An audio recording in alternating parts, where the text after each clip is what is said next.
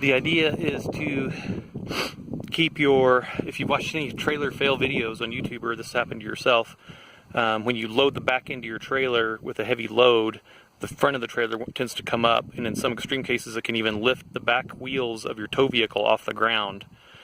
If your vehicle's not in four-wheel drive and you don't have the front axle engaged, it can roll forward and roll away from you. And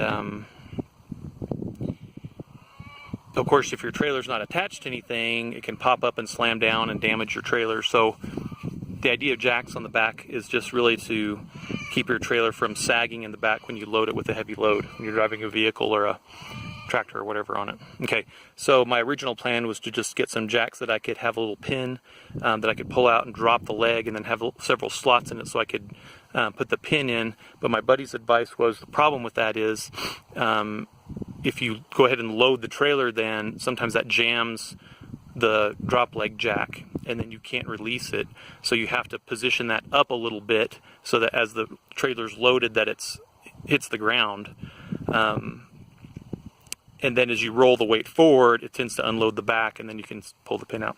Well, these jacks is what I decided to go with.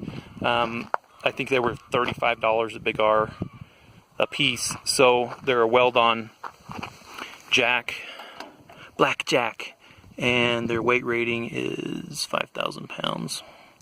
So 10,000 pounds between the two of them, which should be plenty for a 6,000 or 7,000 pound tractor that I'm loading.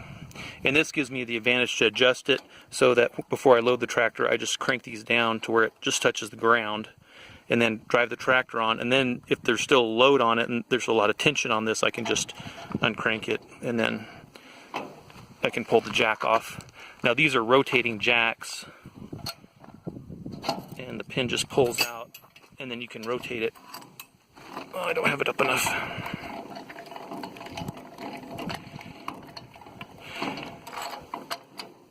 Like so, and then drop the pin in right there so the jack just sits like that, which is fine. I don't think it'll pop out or fall off or anything as long as the pin's going in from the top. But my worry was that this plastic handle would get hit by rocks from the trailer because we drive some dirt roads, and then break the handle, and then this will just fill with dirt and dust. So all I'm doing is pulling the pin and just taking them off and then putting them in the trailer box.